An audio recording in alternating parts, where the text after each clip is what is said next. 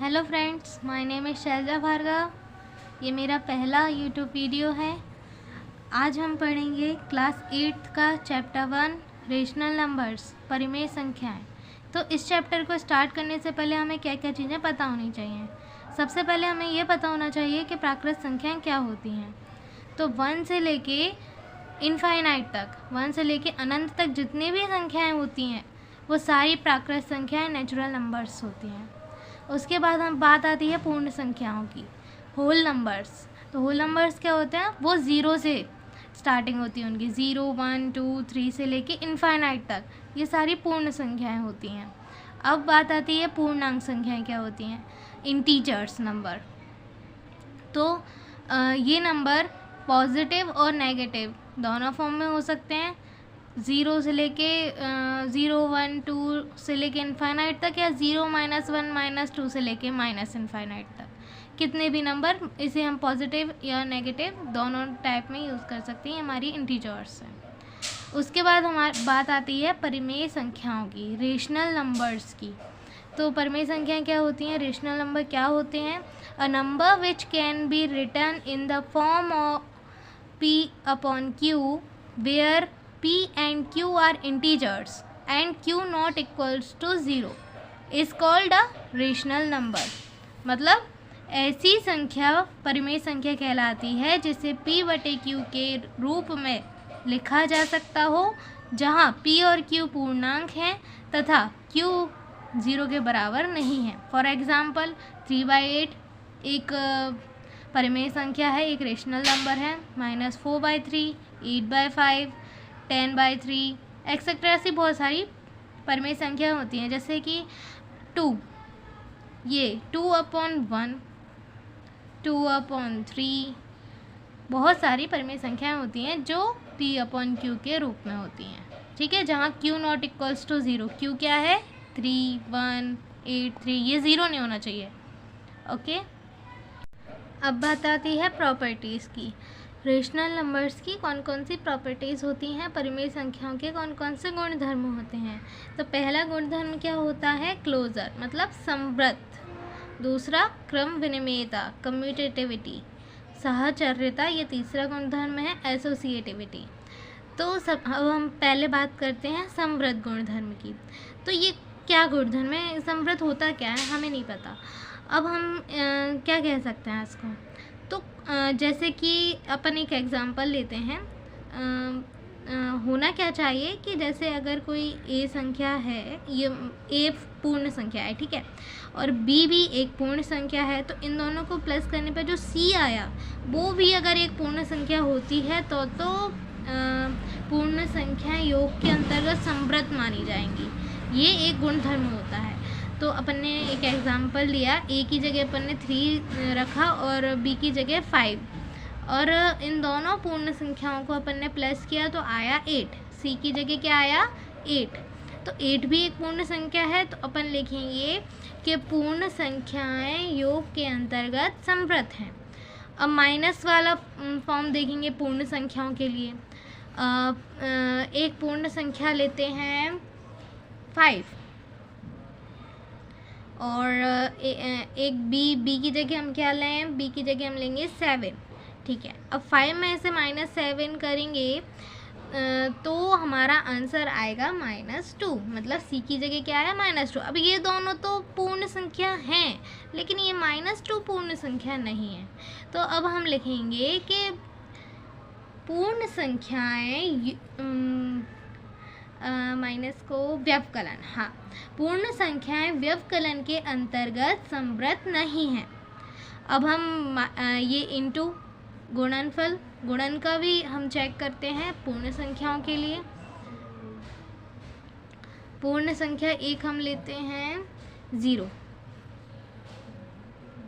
और एक लेंगे 3, इन दोनों का मल्टीप्लाई किया, इन दोनों का गुणन किया तो हमें मिला 0, जो कि एक पूर्ण संख्या है। एक और कोई ले लो, लाइक हमने एक लिया 3 और दूसरा 7, इन दोनों का मल्टीप्लाई किया, 3 7 21, ये भी एक पूर्ण संख्या है। तो अब हम लिखेंगे कि पूर्ण संख्याएं गुणन के अंतर्गत समृद्ध हैं। अब हम डिवाइड का और चेक करते हैं। तो भाग के लिए अब हम एक और एग्जांपल ले लेते हैं। एक पूर्ण संख्या ली हमने 5 और एक और पूर्ण संख्या ली हमने 8। अब हम इसका आंसर निकालेंगे तो 8 का तो 5 में डिवाइड जा ही नहीं रहा, तो 5/8 ये तो परिमेय संख्या मिल गई हमें। तो मतलब दो पूर्ण संख्याओं को भाग करने पर हमें जो संख्या प्राप्त होती है वो पूर्ण संख्या ही नहीं है, वो तो परिमेय संख्या है। तो अब हम लिख सकते हैं पूर्ण संख्याएं भाग के अंतर्गत समृद्ध नहीं है। ऐसे ही हम पूर्णांकों के लिए भी चेक कर सकते हैं। हम कोई भी दो पूर्णांक लेके उनका योग करके देख सकते हैं कि उनका योग पूर्णांक ही आ रहा है, उनका माइनस पूर्णांक ही आ रहा है, या उनका इनटू और डिवाइड पूर्णांक आ रहा है या नहीं। अगर आ रहा होगा तो हम लिख देंगे पूर्णांक, मतलब जो भी हम कर रहे होंगे योग, व्यवकलन, गुणन या भाग, तो हम लिखेंगे जैसे योग कर रहे हैं तो पूर्णांक योग के अंतर्गत समृद्ध है। और अगर वो पूर्णांक नहीं होती, जो तीसरी संख्या आती है वो अगर परिमेय संख्या होती है या अपरिमेय होती है या कोई और संख्या होती है, पूर्णांक नहीं होती है, तो हम लिखेंगे कि पूर्णांक योग के अंतर्गत समृद्ध नहीं है। ऐसे ही हम परिमेय संख्याओं के लिए भी चेक कर सकते हैं। दूसरा गुणधर्म क्या होता है? कम्यूटेटिविटी, क्रम विनिमेयता। अब ये क्या कहता है कि हम इसका क्रम बदल दें तो हमारा आंसर सेम आएगा कि नहीं आएगा। जैसे कि अगर हमने ए में बी को प्लस किया तो बी में अगर हम ए को प्लस करेंगे तो ये इन दोनों का आंसर बराबर होगा या नहीं। तो चलो हम चेक कर लेते हैं, उसमें भी नो प्रॉब्लम। अगर हम इससे भी हम 3 तरीक़ों से चेक कर सकते हैं, पूर्ण संख्याओं के लिए, पूर्णांकों के लिए और परिमेय संख्याओं के लिए।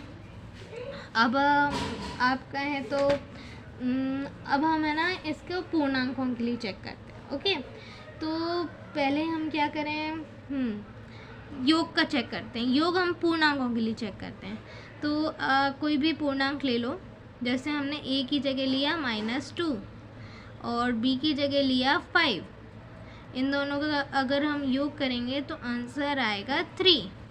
ये ठीक है। अब हम अगर 5 में -2 को प्लस करें तो अभी हमारा 3 आंसर आता है क्या?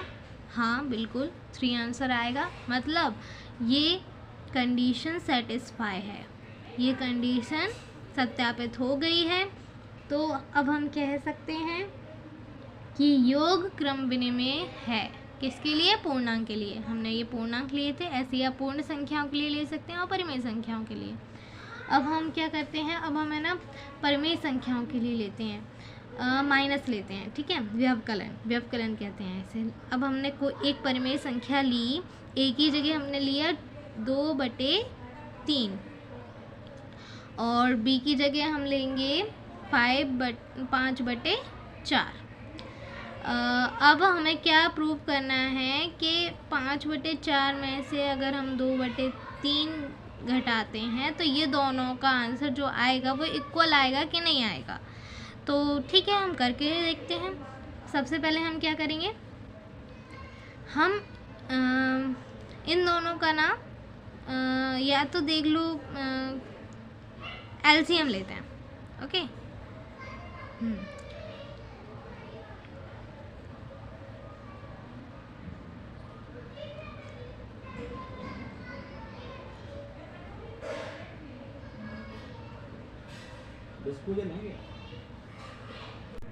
तो हमने इसको सॉल्व किया तो हमने एलसीएम लेके दोनों को सॉल्व किया, लेकिन दोनों एक संख्या हमारी आ रही है -7/12 और दूसरी संख्या क्या हमारी आ रही है 7/12।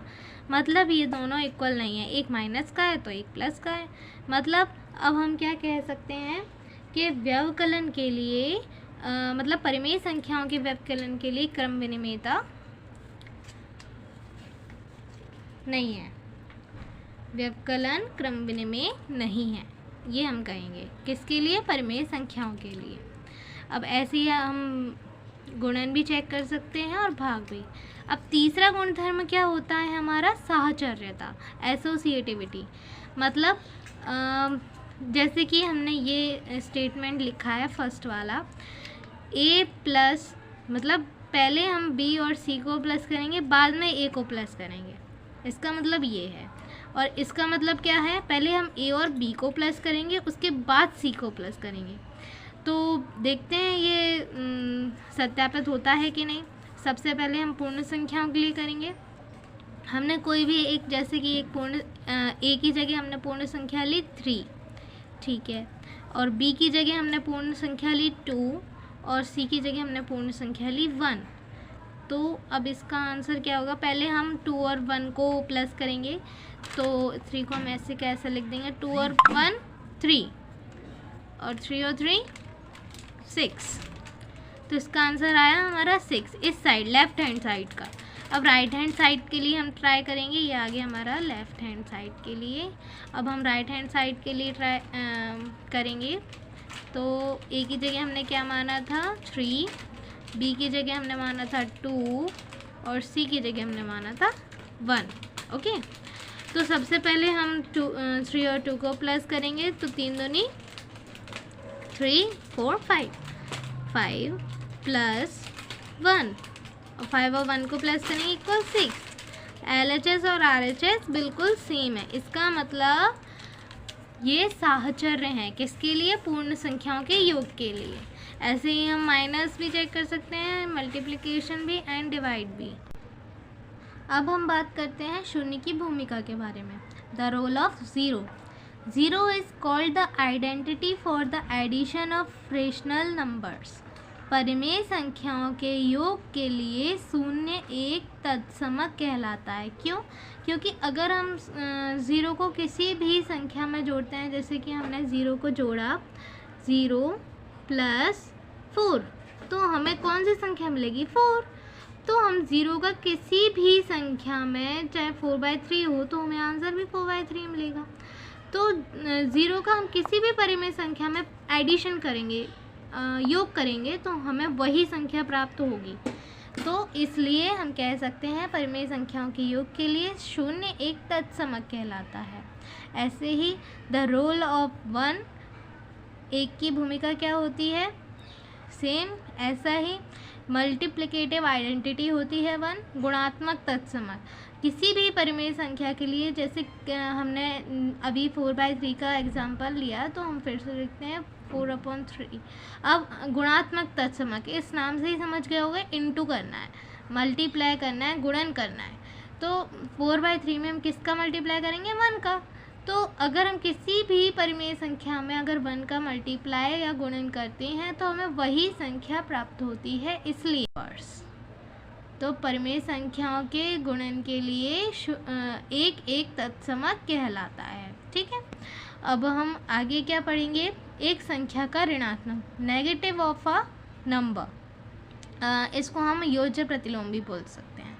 किसी संख्या का ऋणात्मक, जैसे कि हम बात करते हैं 1 की, 1 एक संख्या है, अगर अब हमें इसका ऋणात्मक निकालना है, तो क्या होगा, -1। ठीक है, मतलब एक संख्या का ऋणात्मक कैसे निकालते हैं, कोई भी संख्या दी हो, उसमें एक ऐसी संख्या जोड़ दी जाए जिसका आंसर 0 आए, वो कहलाती है, वो उस संख्या का ऋणात्मक कहलाता है, जिसे हम योज्य प्रतिलोम भी बोलते हैं। अब अगर हमें -1 निकालना है, तो हम क्वेश्चन आ सकता है कि 1 का योज्य प्रतिलोम निकालिए, तो हम -1 लिख देंगे। ऐसे ही -2/3 का योज्य प्रतिलोम होगा 2/3। अगर हम इन दोनों का एडिशन करेंगे, इन दोनों को का योग करेंगे, तो हमारा आंसर आएगा 0। ओके, तो इसे हम एडिटिव इन्वर्स भी कहते हैं, एडिटिव इन्वर्स या फिर योज्य प्रतिलोम। अब बात आती है व्युत्क्रम की, रेसिप्रोकल की। तो ये क्या होता है, इसे हम कहते हैं गुणात्मक प्रतिलोम। मतलब एक ऐसी संख्या में किसी एक ऐसी दूसरी संख्या का गुणा करें कि आंसर हमें 1 प्राप्त हो, 1 आए हमारा आंसर, तो ये वाली संख्या इस संख्या का गुणात्मक प्रतिलोम कहलाती है। अब हमारे पास फॉर एग्ज़ाम्पल हमारे पास 2/3, ये हमारे पास एक संख्या है। अब हमें इसका गुणात्मक प्रतिलोम निकालना है, इसका व्युत्क्रम निकालना है, तो हम क्या करें, हमें इसमें किसी एक ऐसी संख्या का मल्टीप्लाई करना चाहिए कि हमें आंसर प्राप्त हो 1। तो अब हम क्या करें, अब हम इसमें 3/2 का मल्टीप्लाई कर देंगे, तो हमारा आंसर 1 आ जाएगा। तो 2/3 का गुणात्मक प्रतिलोम या व्युत्क्रम क्या हुआ? 3/2। ओके, तो हम ऐसे ही व्युत्क्रम निकाल सकते हैं। अब उसके बाद बारी आती है distributivity of multiplication over addition for rational numbers. परिमेय संख्याओं के लिए गुणन की योग पर वितर्कता for all rational numbers A, B and C. तो ये क्या होता है? अब हम देखते हैं कि सभी परिमेय संख्याएं ए, बी और सी के लिए क्या क्या होना चाहिए। a प्लस बी प्लस सी बराबर ए बी प्लस ए सी, ये अगर इक्वल होते हैं तो ये क्या कहलाती है? परिमेय संख्याओं के गुणन की योग पर वितर्कता। ठीक है, ये माइनस के लिए फॉर्मूला है, ये प्लस के लिए सेम। अब हम एक एग्जांपल ले लेते हैं। जैसे हमने 3 परिमेय संख्याएं ली, -3/4, 2/3 और -5/6। अब हम इन तीनों संख्याओं को पहली वाली कंडीशन सेटिस्फाई कराते हैं, सत्यापित करते हैं। -3/4 और b की जगह हमने लिखा 2/3 और c की जगह -5/6। अब हम इसको सॉल्व करते हैं। 3, इन दोनों का एलसीएम लेके हमने इसे सॉल्व किया, फिर उसको सॉल्व किया हम लोगों ने। उसके बाद हमारा आंसर क्या आया? 1/8। अब हम ऐसे ही RHS को सॉल्व करेंगे। RHS क्या था? a into B plus a into सी। तो हमने a, b और c की वैल्यू पुट कर दी।